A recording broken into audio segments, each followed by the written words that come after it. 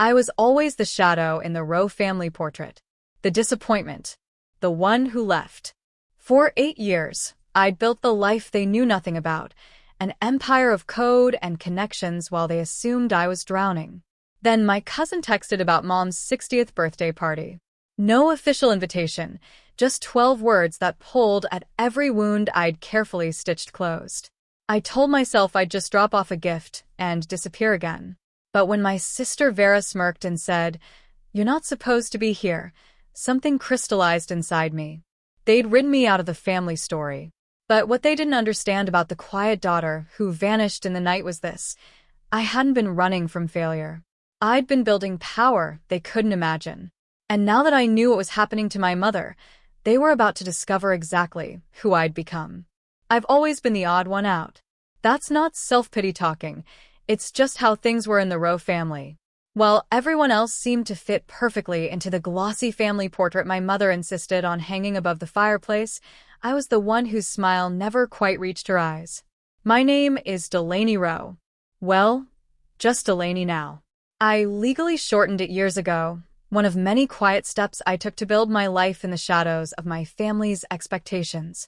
Growing up under my mother Mirabelle Rowe's roof was like living in a museum where touching the exhibits was strictly forbidden. She is a woman who measures success in framed degrees and magazine features. Every dinner conversation revolved around achievements, connections, appearances. God forbid anyone mention an emotion that wasn't pride or ambition. Sit up straight, Delaney. First impressions are permanent impressions, she'd say, reaching across the table to adjust my posture even when I was 17. Or, the Carmichael girl is pre-med at Johns Hopkins. What exactly are you planning to do with that art history interest of yours? Interest. Never passion. Passions were messy. Interests could be redirected toward acceptable pursuits. By 18, I'd compiled a mental catalog of all the ways I'd disappointed her. Not pursuing finance like my brother Julian. Not having my sister Vera's natural gift for working a room. Not understanding that in the Rowe family, we didn't just succeed, we dominated. That was 8 years ago. 8 years since I packed 2 suitcases in the middle of the night and left without saying goodbye. 8 years of missed holidays, birthdays, graduations. 8 years of building something I never told them about. 8 years of silence, until my phone buzzed with a text from my cousin Griffin yesterday morning. Aunt Mirabelle's 60th this Saturday. Big party at the house. You should come. That was it. No details. No explanation of why he, not my mother or siblings, was extending the invitation. Just 12 words that somehow managed to pull on every emotional thread I'd carefully tucked away. I stared at that message for hours. Each time I put my phone down, convinced I wouldn't respond, something pulled me back. Not hope, I wasn't naive enough for that. Curiosity, maybe. Or the chance to finally show them I'd survived without their approval. I typed 20 different responses before settling on a simple, "Thanks for letting me know." Non-committal. Ball in my court. I spent the next day wrestling with the decision. I hadn't seen any of them in nearly a decade. What would showing up unannounced accomplish? Would Mirabelle even want me there? Or was Griffin going rogue? In the end, I decided on a compromise. I'd go, drop off a gift, and leave before anyone could make me feel unwelcome. A stealth mission, in and out, no emotional collateral damage. The gift took some thought. My mother had expensive taste, but little sentimentality. Eventually, I remembered something from when I was 11. We'd been shopping in the city, and she'd paused at a perfume counter, spraying a sample on her wrist. "This was what my mother wore," she'd said, more to herself than to me. It was the only time I'd ever heard her mention my grandmother with anything resembling tenderness. It took some searching, but I found a vintage bottle of the discontinued scent online. Not flashy, but meaningful, if she remembered that moment.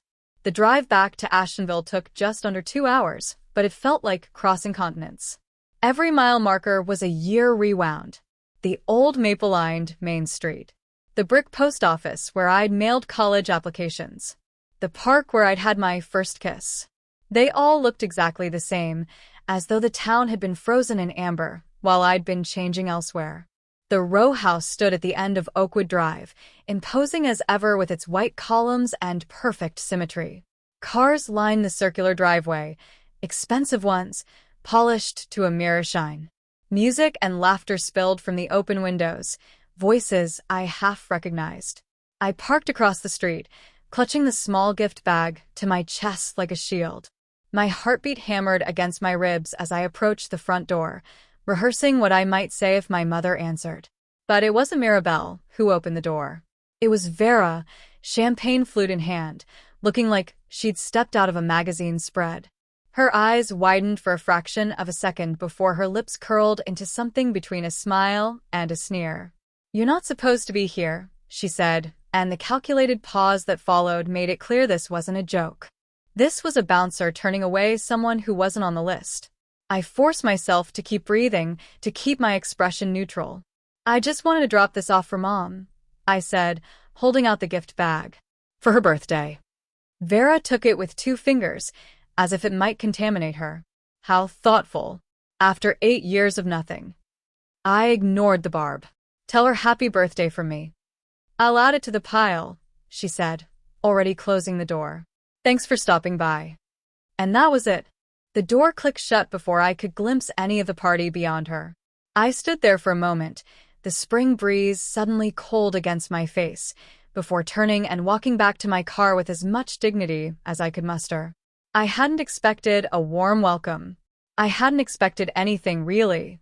But somehow, being dismissed at the door by my younger sister still felt like a punch to the gut. As I drove away, I reminded myself why I'd come in the first place. Not for their acceptance, but to prove to myself I could face them on my own terms. Even if those terms meant standing on the other side of a door that would always be closed to me. I drove straight to the Lakeview Hotel on the edge of town. I hadn't planned to stay overnight, but the thought of making the drive back home in my current state seemed unwise. My hands were still shaking as I checked in, asked for a room facing the water. The hotel was exactly as I remembered it. The same faded blue carpet, the same painting of sailboats above the reception desk. The town's only luxury accommodation hadn't changed in a decade, which was oddly comforting. In my room, I kicked off my heels and sat cross-legged on the bed, watching the sun set over the lake. I wasn't upset, exactly. Disappointed, maybe, but not surprised. I didn't come back to be accepted. I repeated it to myself like a mantra. I came to prove I could. It's strange how memories resurface when you return to old places. Sitting there, I found myself thinking about the last time I'd been in Ashtonville, the night I left for good. I was supposed to be finishing my sophomore year at Preston University, studying finance like a good Rowe. But 3 months earlier, I had quietly dropped out after reporting my economics professor for sexual harassment. The investigation that followed turned ugly. He had tenure, connections, and a narrative about me being a troubled student seeking attention. The scandal became about me, not him. I never told my family. I couldn't bear to see the disappointment in my mother's eyes, to hear her ask what I'd done to invite such behavior. So, I pretended everything was fine, made excuses about why they couldn't visit campus. When the truth finally threatened to surface, I made a decision. I withdrew from school, packed my essentials, and disappeared to start over.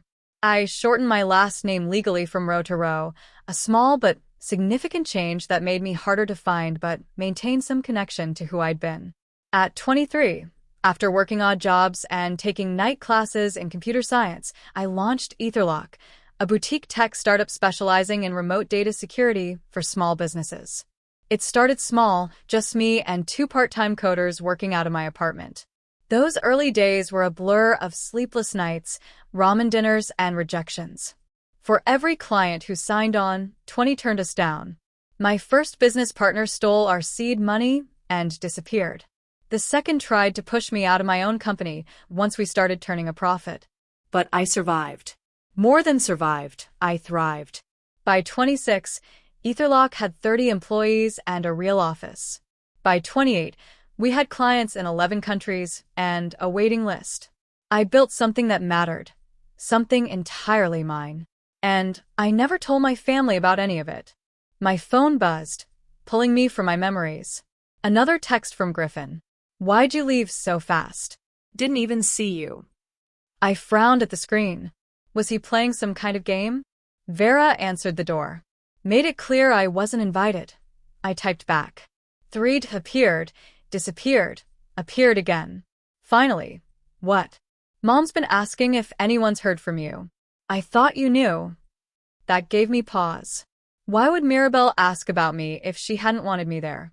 Was Vera running interference? Before I could respond, Griffin sent another message. This family, I swear. Come back tomorrow? Brunch at 11. I'll make sure you get in. I set my phone down without answering. I needed to think.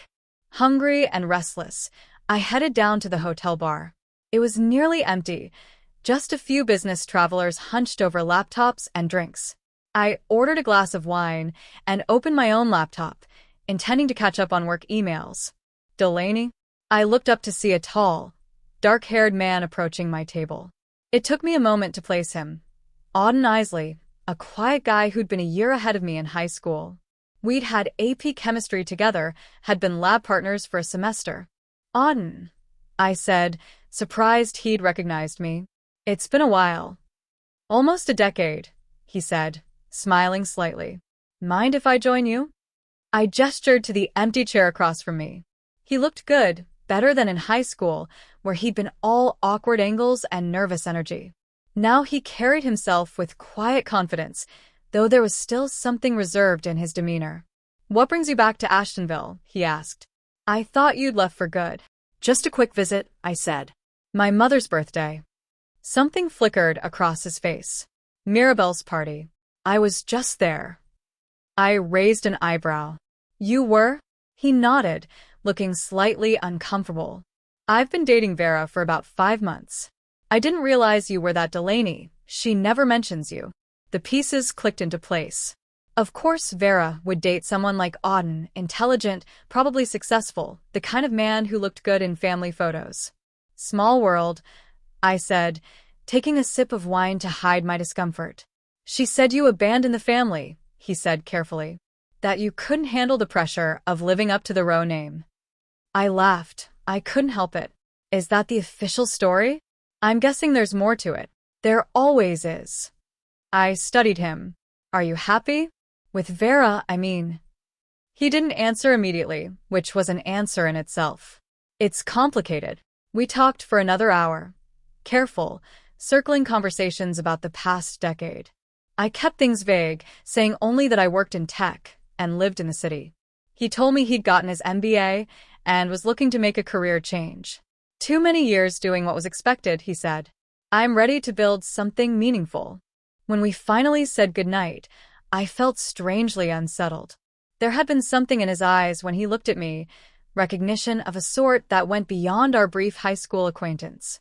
Back in my room, I checked my work email one last time before bed.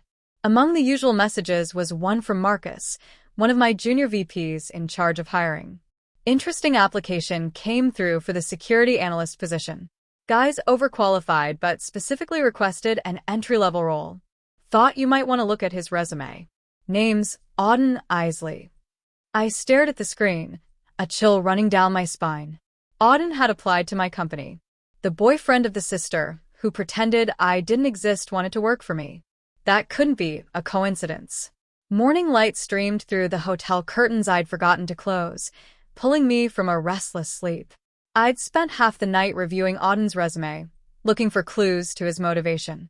On paper, he was impressive, MBA from Cornell, 3 years at a top consulting firm, technical certifications that far exceeded what we required for the position.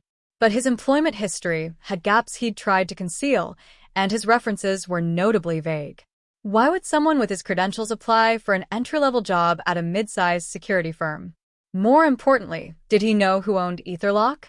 I'd always kept a low profile, avoided industry events, declined interviews.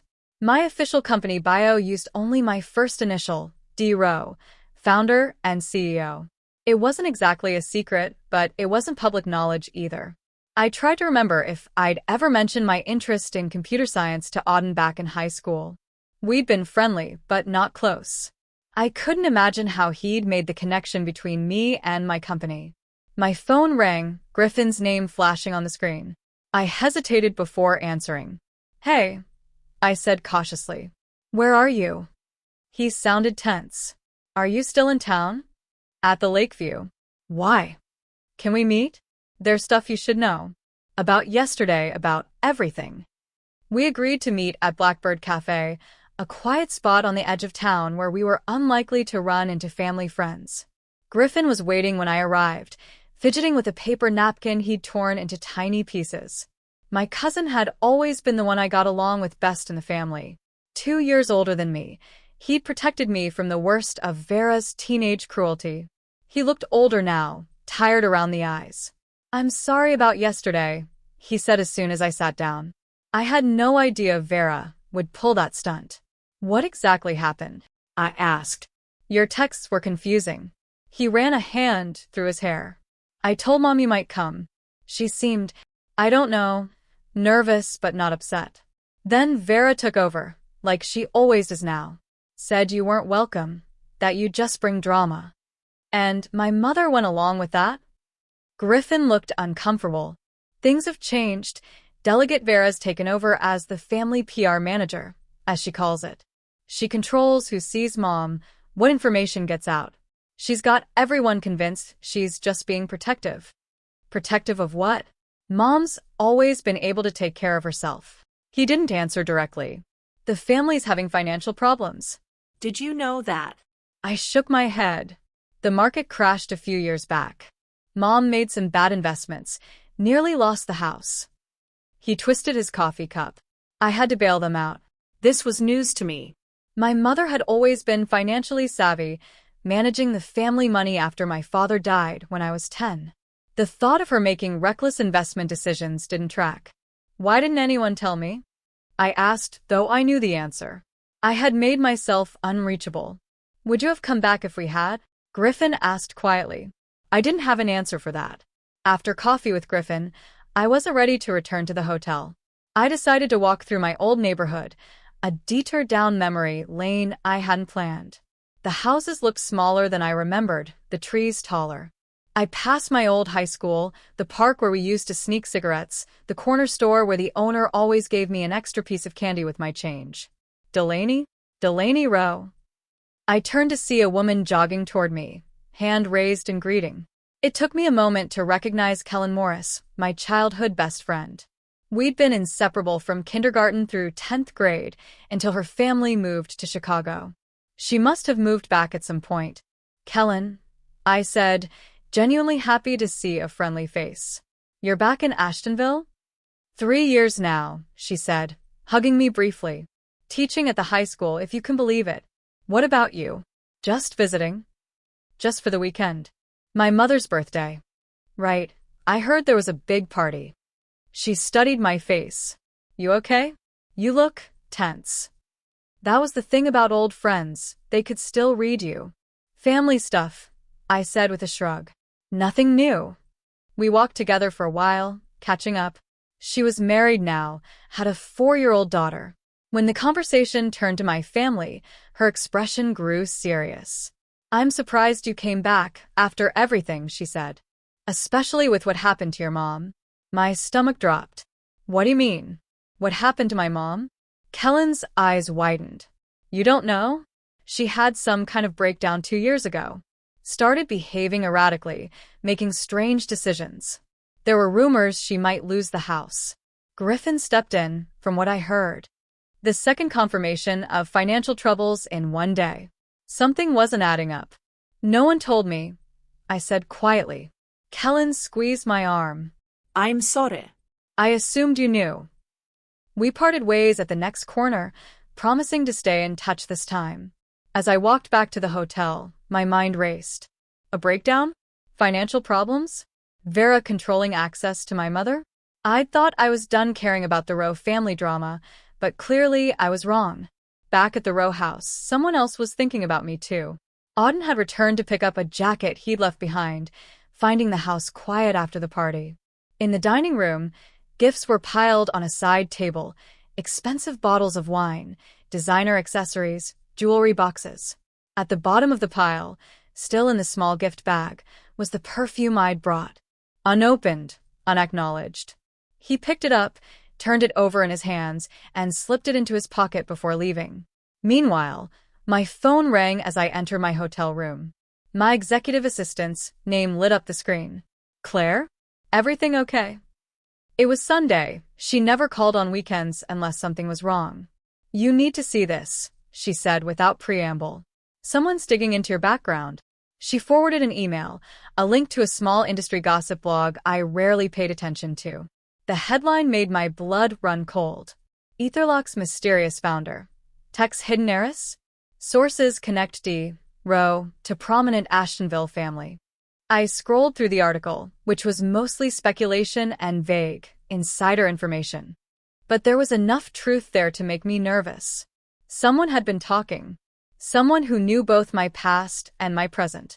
The knock on my door came just as I finished reading. I approached cautiously, checked the peephole, and felt my heart skip. Auden stood in the hallway, looking nervous but determined.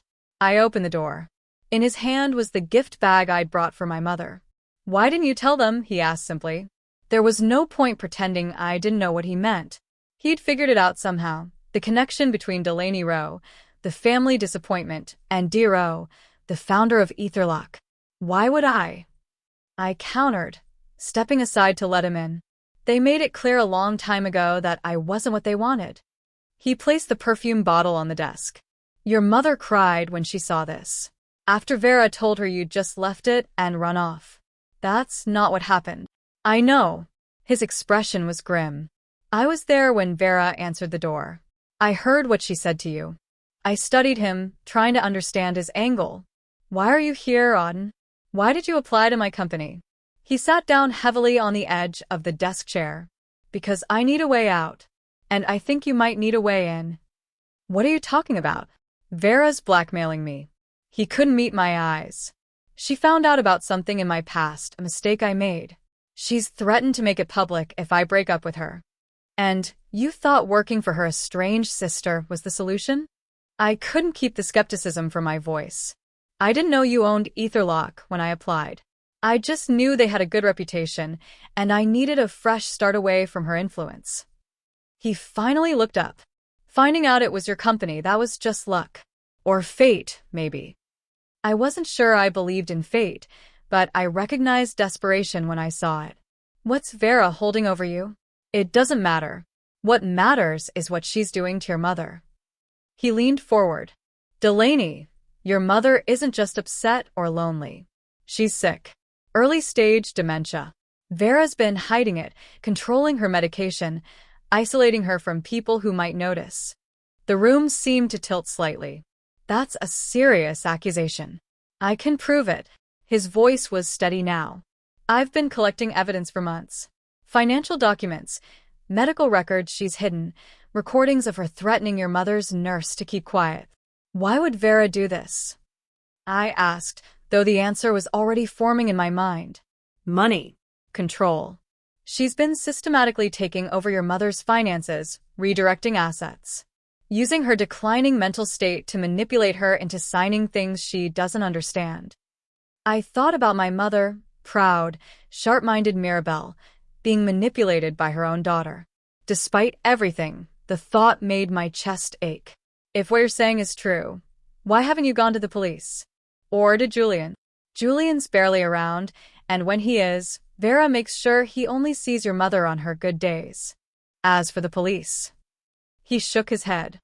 Vera's engaged to Detective Bauer's son now. The police won't help. I paced the small hotel room, mind racing. So you thought what? That I'd swoop in and save the day. Hire you out of the goodness of my heart. I thought you deserved to know the truth. He stood. What you do with it is up to you. But I need out, and your company is my best chance at starting over. I stopped pacing and faced him. Come to my office tomorrow. The real one, not the address on the website. I'll text you the details. You're considering hiring me? He looked surprised. I'm considering your story, I corrected. But I need to see your evidence. And I need to know exactly what Vera has on you before I decide anything. After he left, I sat on the edge of the bed, turning the perfume bottle over in my hands. The familiar scent when I opened it, roses and sandalwood with a hint of vanilla, transported me back to that day with my mother, the rare moment of connection. I'd come to Ashtonville thinking I was completely detached from my family. Now I realized the truth was more complicated. I still cared about my mother, about Griffin, even about Julian. I cared about the house I grew up in and the memories it held. I cared enough to find out what was really happening behind that closed door. The next morning, I texted Auden the address of Etherlock's headquarters in the city, not the decoy office we used for mail and client meetings, but the converted warehouse where the real work happened. I arrived early, watching from my corner office as he entered the lobby promptly at 9. His expression as he took in the space, modern, open, humming with activity, was worth the early wake-up. Shock, followed by understanding. This wasn't just a small security firm. This was a serious operation. Claire showed him up to my office, her professional smile masking her curiosity. I'd told her only that he was a potential hire with a complicated background. "So this is the real Etherlock," he said, taking in the floor-to-ceiling windows, the view of the city skyline. "This is it." I gestured for him to sit. "Now tell me everything. Start with what Vera has on you, and don't leave anything out." He took a deep breath. 5 years ago, I was working at Meridian Consulting. We had a client, a pharmaceutical company developing a new drug.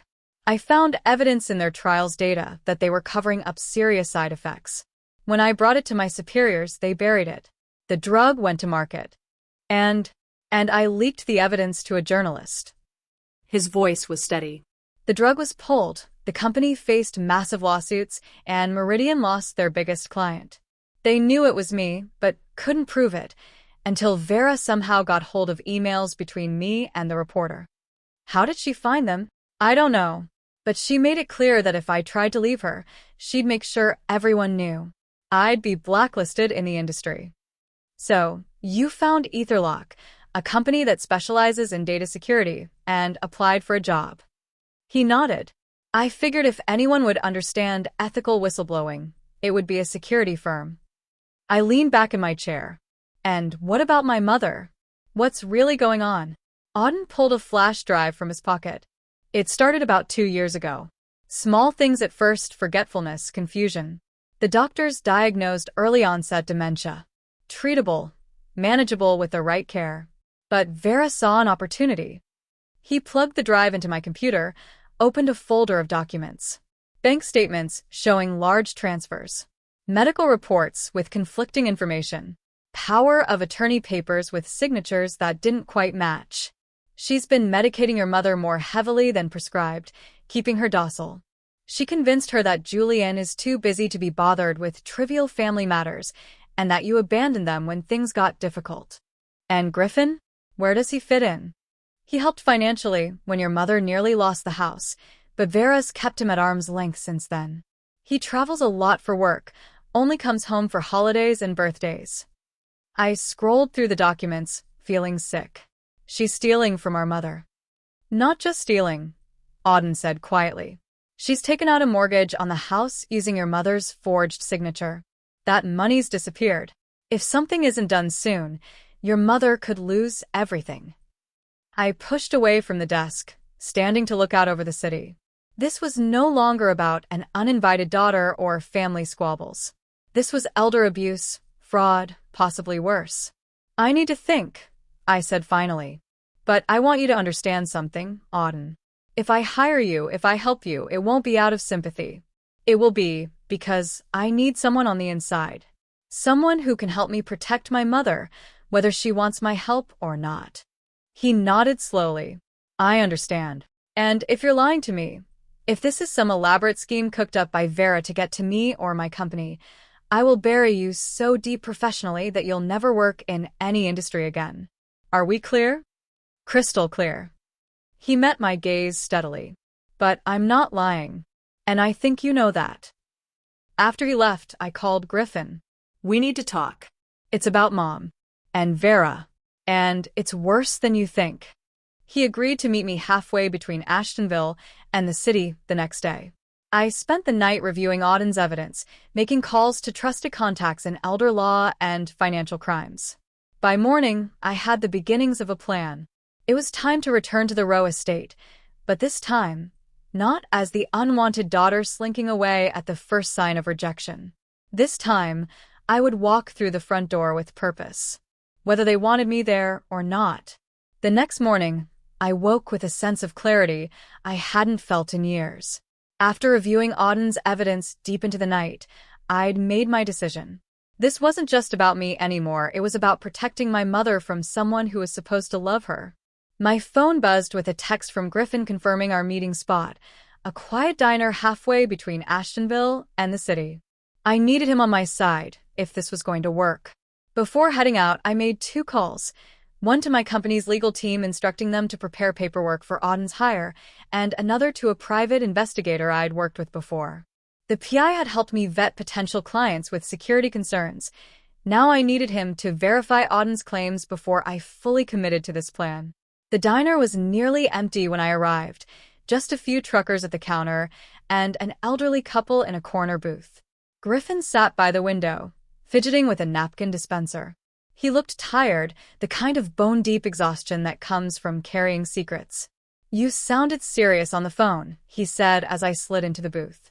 "What's going on?" "I met with Auden yesterday," I said, keeping my voice low. "He showed me some disturbing things about what Vera's been doing." Griffin's face went still. "What kind of things?" I told him everything. The documents, the forged signatures, the mortgage, the manipulation of Mirabelle's medication. With each detail, his expression darkened. "I knew something was off," he said when I finished. "Mom's been so foggy lately, worse than her usual memory lapses." But dementia? "And Vera doing all this." He shook his head. "How did I miss it?" "You're not there every day," I said, trying to ease his guilt. "And Vera's been careful, making sure Mom seems normal when family visits." "What are you planning to do?" "I need to see Mom for myself. Assess how bad things really are." I stirred my coffee, watching the cream swirl. "And then I'm going to stop Vera, with or without the family's blessing."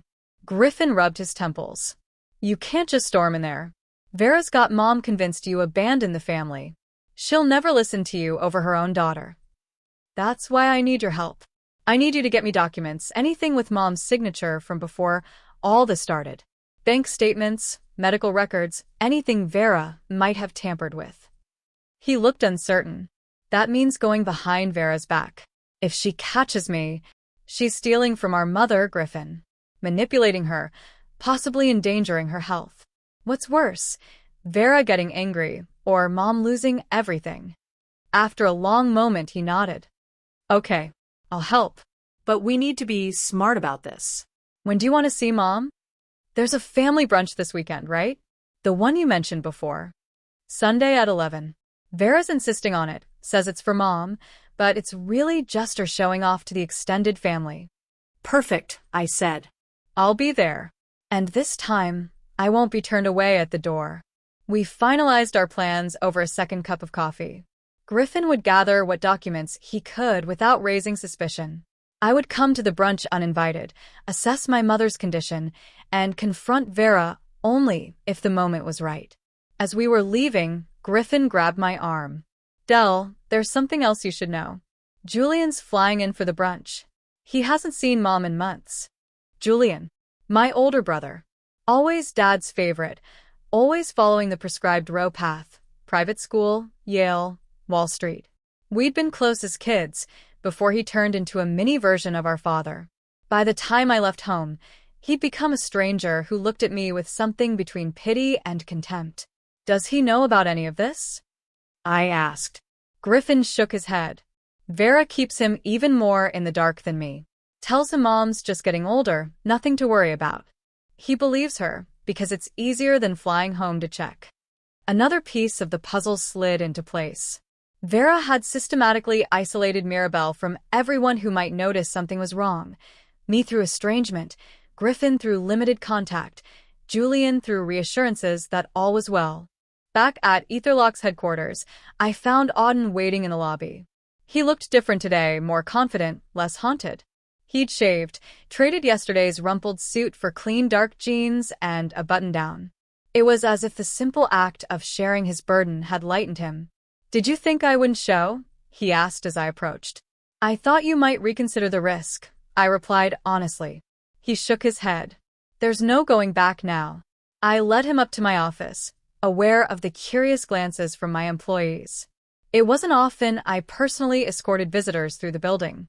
Once the door closed behind us, I handed him a folder. "Employment contract.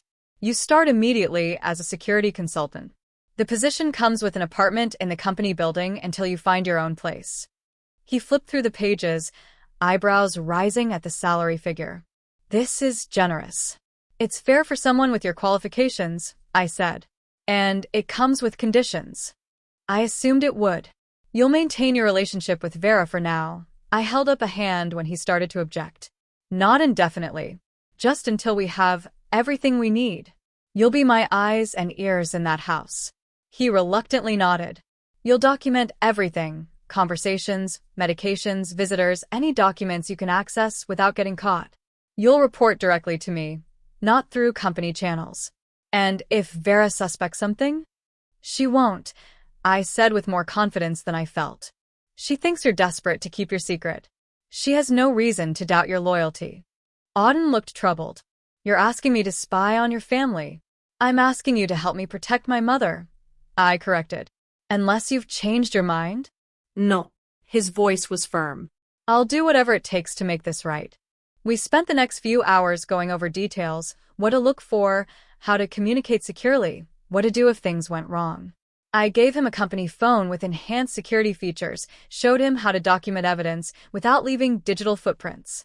By the time he left, the sun was setting, casting long shadows across my office floor. I stayed behind, staring out at the city lights, wondering if I was making a terrible mistake. Was I using my mother's condition as an excuse to re-enter a family that had rejected me? Was I putting Auden at risk to satisfy my own need for answers? No. The evidence was clear. Vera was exploiting our mother's vulnerability for her own gain. Someone had to stop her, and I was the only one with the resources and distance to do it. That night, I couldn't sleep. I kept thinking about the last time I'd seen my mother before leaving Ashtonville, how she'd looked at me with disappointment when I told her I was taking time off from college. "Rose don't quit," she'd said. "Your father would be ashamed." Those words had cut deep, had been part of why I stayed away so long. Now I wondered if she'd even remember saying them. If she'd remember me at all. The next day brought confirmation from my PI. Everything Auden had told me checked out. Vera had indeed been manipulating our mother's finances, had taken out a mortgage using a forged signature, had been restricting visitors and controlling information. The evidence was damning. I spent the rest of the week preparing. I had my legal team draw up documents for medical power of attorney, contacted specialists in elder care and dementia treatment, and arranged for a security detail to accompany me to Ashtonville if needed. By Sunday morning, I was ready. I chose my outfit carefully. A simple navy dress, pearl earrings that had belonged to my grandmother, low heels. Professional but not intimidating. I wanted to look like someone who could be trusted with important matters. The drive to Ashtonville felt shorter this time, my purpose sharpening each mile. I wasn't coming as a supplicant bearing gifts. I was coming as someone ready to fight for what mattered. Cars lined the Rowe driveway again. Sunday brunch apparently warranted almost as much display as a milestone birthday. I recognized Griffin's sedan and spotted a rental car that likely belonged to Julian. I parked on the street, took a deep breath, and walked up to the front door with steady steps. This time, I didn't knock. I used the key Griffin had slipped me during our meeting, an old spare he'd kept when he moved out. The key that meant I wasn't asking for entry. I was claiming my right to be there. The house smelled the same, lemon polish and fresh flowers, the scent of my childhood. Voices drifted from the dining room, the clink of silverware and crystal. I followed the sound, each step feeling both foreign and familiar. I paused in the doorway, taking in the scene. A dozen family members seated around the long table, Vera at one end playing hostess, my mother at the other looking smaller than I remembered, more fragile. Julian sat at her right hand, Griffin at her left. Auden was beside Vera, his face carefully neutral as he noticed me. It was Vera who saw me first, her champagne glass freezing halfway to her lips. "You," she said, the single word slicing through conversation like a blade. Every head turned. My mother squinted, confused. Julian's expression hardened. Griffin, bless him, looked relieved. "Hello, everyone," I said calmly. "Sorry I'm late." "You're not late," Vera said, recovering quickly. "You're not invited. Again. Didn't think you'd try this twice." I didn't respond to her. Instead, I walked directly to my mother, kneeling beside her chair. "Hi, Mom," I said softly. "It's Delaney, your daughter." Something flickered in her eyes. Recognition. Confusion. I couldn't tell. She reached out a hesitant hand to touch my face. "Delaney," she said, her voice uncertain. "You're here?" "I'm here," I confirmed, covering her hand with mine. It felt thin, the skin like tissue paper. "I've come home." "You can't just walk in here," Julian said, standing. "After 8 years of nothing, you think you can?" "Not now." I cut him off, not looking away from my mother. "We'll talk later." The room hummed with tension. Aunt Rachel whispered too loudly to Uncle Paul. Cousin Margot looked uncomfortably at her plate. Griffin cleared his throat. "Maybe we should give Mom and Delaney a moment," he suggested. "Absolutely not," Vera snapped. "This is a family brunch." "She is not family. Not anymore." I stood slowly, finally turning to face my sister. "I'll always be family, Vera. No matter how hard you try to erase me." "You erased yourself when you walked out that door," she hissed. "Ladies," Uncle Paul interjected awkwardly. "Perhaps this isn't the time or place." "Actually," I said, my voice steady, "this is exactly the time and place. Because this isn't about me or my sister's feelings. This is about our mother's well-being." The room went still. I could feel Vera's fury from across the table, could see Julian's confusion, Griffin's concern. Auden sat perfectly still, watching. "What are you talking about?" Julian asked. Griffin stood. "We should talk in private. The three of us." "There's nothing to talk about," Vera insisted. "She's obviously here to cause trouble." "I didn't come here for validation," I said clearly, making sure everyone at the table could hear. "I came because someone's stealing from our mother." The silence that followed was absolute. Then Vera exploded. "How dare you," she shouted, standing so violently her chair tipped backward. "After abandoning this family, after leaving us to deal with everything while you were off doing God knows what." "Vera," my mother said suddenly, her voice sharper than it had been. "Let her speak." Vera froze, clearly not expecting resistance from that quarter. I used the moment to signal Griffin, who slipped from the room to retrieve the documents we'd prepared. "Mom has early-stage dementia," I said to Julian directly. "She was diagnosed 2 years ago. Vera's been hiding it from you, from everyone. She's been manipulating Mom's medication, isolating her from people who might notice, and systematically draining her accounts." Julian's face went pale. He turned to our mother. "Mom, is this true? Are you sick?" Before she could answer, Vera cut in. "Of course it's not true. Mom's just getting older, having some memory issues. Normal aging.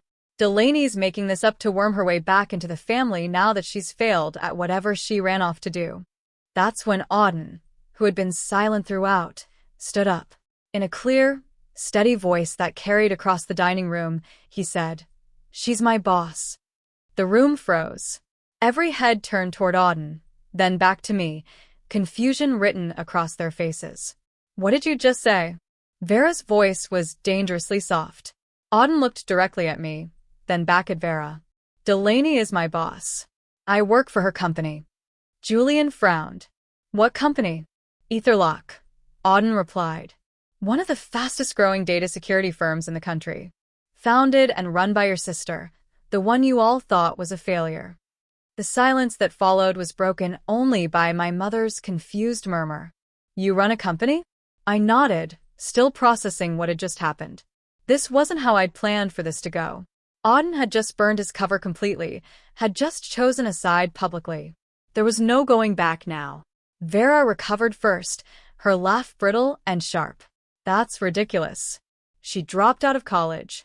She's been living who knows where, doing who knows what. Building something, I said quietly. Something that matters.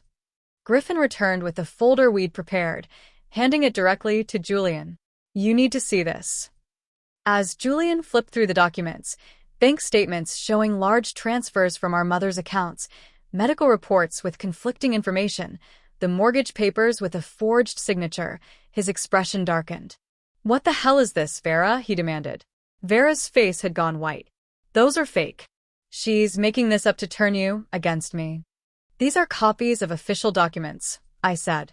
The originals are being examined by forensic accountants and handwriting experts as we speak. The extended family members looked increasingly uncomfortable. Aunt Rachel stood abruptly.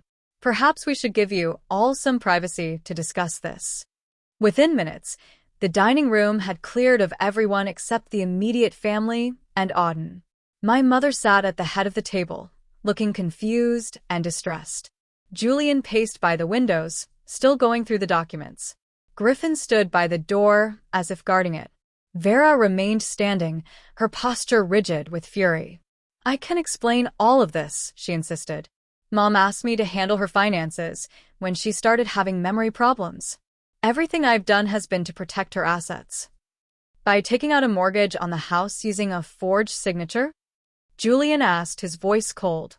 By transferring hundreds of thousands of dollars to accounts only you can access?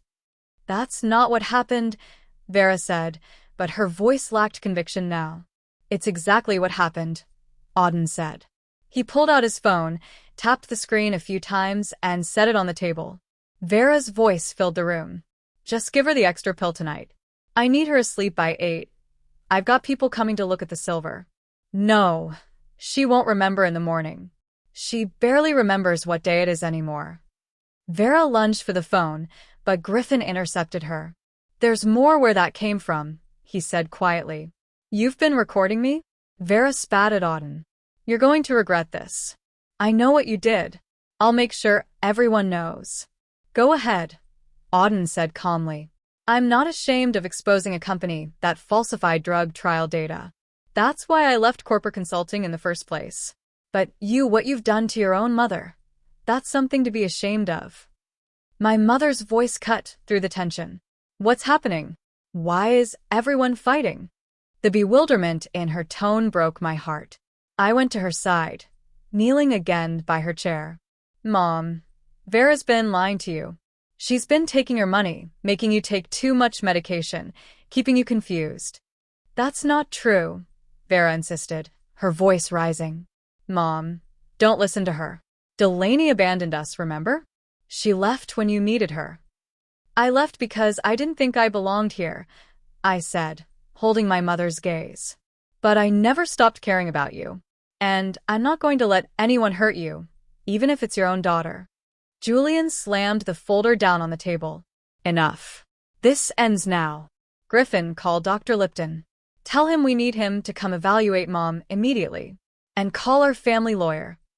You can't do this, Vera said, panic edging into her voice. I have power of attorney. I make the decisions for Mom now.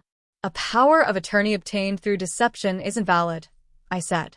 And I've already filed a petition to have it revoked pending investigation. Vera turned on me, her face contorted with rage. You think you can waltz back in here after 8 years and take over? You have no idea what I've been through, what I've had to deal with while you were off playing entrepreneur. This isn't about me versus you, Vera, I said, keeping my voice level. This is about Mom's well-being, about doing what's right for her. You don't get to decide what's right for her. You gave up that right when you left. My mother's hand tightened around mine. Stop it, she said, her voice surprisingly firm. Stop fighting. We all fell silent. Mirabelle Rowe might be unwell, but in that moment, she was still the mother who could silence a room with a word. Delaney, she said, looking at me with clearer eyes than I'd seen since arriving. You run a company? I nodded. Yes, Mom. One I built when you thought I was nothing. Something flickered across her face. Surprise, perhaps even pride. Tell me about it. Before I could answer, Vera made a sound of disgust. This is ridiculous. She's lying to you, Mom. She's always been a liar. Enough, Vera, Julian said sharply. You've done enough damage. For the next hour, things moved quickly. Dr. Lipton arrived to evaluate my mother. The family lawyer, Mr. Hargrove, joined by video call to discuss next steps. Vera was never left alone, with Griffin and Auden taking turns watching her while the rest of us sorted through the mess she created. By evening, the initial crisis had been contained. Vera's access to the family finances was frozen pending investigation. Dr. Lipton confirmed that my mother's medication dosage had been too high, likely contributing to her confusion. Julian initiated a full legal audit of all transactions made in the past 2 years. Vera left in a fury, promising lawsuits and retribution. But the evidence against her was overwhelming, and we all knew it. As the house finally quieted, I found myself alone with my mother in the living room. She sat in her favorite armchair, looking exhausted but somehow more present than she had earlier. I should have known something was wrong, she said softly. There were days when I couldn't remember what I'd done, conversations I had no memory of. Vera told me it was just age, that I was being forgetful. It wasn't your fault, I said, sitting across from her. Early dementia is treatable, manageable. With the right care, the right medication, the real dosage, you'll have many good years ahead. She studied me for a long moment. You've changed. Yes. Tell me about your company. The one you built. So I did. I told her about the early days of Etherlock, the struggles and setbacks, the gradual growth. I didn't exaggerate or minimize, just gave her the facts of what I'd accomplished. When I finished, she was quiet for a long time. Then she said something I never expected to hear. I'm proud of you. 3 simple words I'd spent a lifetime waiting for. They didn't magically heal the past, didn't erase the years of criticism and disappointment. But they were a start. I always feared you'd fly too far to come home, she added softly. That you'd never look back. I didn't think I had a home to come back to, I admitted. She reached for my hand. You do now. The weeks that followed were a blur of legal meetings, medical appointments, and family reckonings. Julian initiated a full audit of the family finances, freezing Vera's access to all accounts and changing the locks on the house. The evidence against her was damning. Nearly $500,000 diverted, documents forged, medical instructions deliberately altered. I expected to feel vindicated, even triumphant. Instead, I felt a deep sadness. My sister had betrayed her own family in the most fundamental way, had exploited our mother's vulnerability for personal gain. Whatever jealousy or resentment had driven her, it had corrupted her completely. Auden transitioned fully to his role at Etherlock, heading up a new division focused on identity protection for vulnerable populations, seniors, domestic violence survivors, witnesses requiring anonymity. His experience with Vera had given him insights that would help others. Griffin stepped up in ways that surprised me, taking a more active role in the family while balancing his own career. He checked on our mother daily, coordinated with her new care team, and became the steady presence she needed. As for me, I found myself in a strange limbo, not fully reintegrated into the family, but no longer the estranged daughter either. I split my time between the city and Ashtonville, running my company remotely while helping stabilize the situation at home. My relationship with Julian improved gradually. We weren't close. Too many years and differences separated us for that, but we developed a grudging respect for each other's strengths. He was methodical, where I was intuitive, cautious, where I was bold. Together, we made a good team in addressing the mess Vera had created. I should have seen it, he said one night as we sat in our father's old study, reviewing financial documents. I should have noticed something was wrong with Mom. Vera was careful, I replied. She made sure you only saw Mom on her good days, that you never stayed long enough to notice patterns. Still. She's our mother. He looked at me directly. You saw it immediately, and you hadn't seen her in 8 years. I had help, I reminded him, thinking of Auden's evidence, Griffin's insights, even Kellen's casual mention of my mother's breakdown. You came back when it mattered, he said finally. That counts for something. Coming from Julian, this was high praise indeed. One afternoon, about a month after the confrontation, I found myself alone in the empty Rowe house. My mother was at a doctor's appointment with Griffin. Julian had returned to New York temporarily, and the caregivers had the day off. I wandered through the rooms, touching familiar objects, studying old photographs. It felt strange to be there without the tension that had defined my childhood. The house seemed smaller somehow, less intimidating. In my mother's study, I found a drawer full of clippings, articles about technology startups, women entrepreneurs, cybersecurity innovations. Some dated back years, long before the confrontation. She'd been following my career from a distance, even when we weren't speaking. The discovery brought tears to my eyes. Perhaps she'd cared more than she could express, had been proud in her own complicated way. As summer turned to fall, we settled into a new normal. My mother's condition stabilized with proper treatment. The dementia was still there, but the progression slowed significantly. She had good days and bad days, but even on the bad ones, there was a peacefulness to her that hadn't been there under Vera's care. I purchased a small house in Ashtonville, close enough to check on my mother regularly, but separate enough to maintain my independence. Etherlock continued to thrive, with a new satellite office in a nearby city that allowed me to be present for both my company and my family. Then, 6 months after the confrontation, a letter arrived from Vera. It had been forwarded through her lawyer, the envelope crisp and formal. Inside was a single sheet of expensive stationery, her precise handwriting filling half the page. "You think you've won. You haven't. I've spoken with Barrett Jenkins about writing a tell-all exposé of the Rowe family, including how the esteemed founder of Etherlock abandoned her sick mother for years. Prepare for the spotlight you've always avoided." I should have been angry, should have felt threatened. Instead, I felt a profound pity. Vera still didn't understand that this wasn't a competition, that I hadn't come back to claim some prize she thought she deserved. I showed the letter to Julian and Griffin. We agreed to have our lawyers handle any further communications to protect our mother from additional stress. The threatened exposé never materialized. Barrett Jenkins, it turned out, had more journalistic integrity than Vera anticipated, and her story was too obviously motivated by revenge to be credible. As for Auden, he thrived at Etherlock. Free from Vera's manipulation, he became an invaluable part of the team, eventually heading up our client protection division. We maintained a strictly professional relationship, but I value his insights and the quiet integrity that had led him to stand up at that brunch and declare, "She's my boss."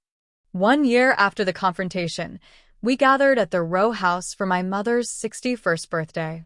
It was a small affair, just family and a few close friends. No pretense, no performance for the benefit of Ashtonville society. My mother had a good day, remembering names and following conversations, laughing at Griffin's terrible jokes.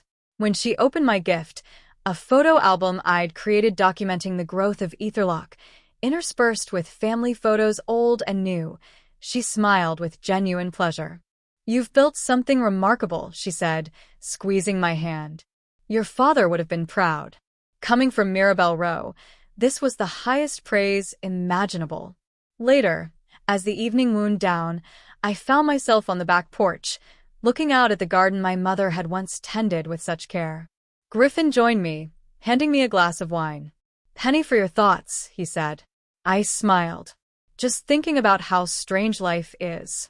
A year ago, I wasn't even invited to Mom's birthday. Now here we are. "A lot can change in a year," he agreed. "Do you ever hear from Vera?" I asked. He shook his head. "Not directly. Her lawyer communicates with ours occasionally about the legal proceedings. Last I heard, she'd moved to Chicago." The legal consequences for Vera had been significant, but not catastrophic. She'd agreed to repay the misappropriated funds to avoid criminal charges, though the civil case was still ongoing. I sometimes wondered if we'd done the right thing in not pursuing harsher penalties, but our priority had been protecting our mother, not punishing Vera. "Do you think she'll ever come back?" I asked. Griffin shrugged. "Maybe someday. When she's ready to take responsibility for what she did. Not before." We stood in companionable silence, watching fireflies begin to appear in the twilight.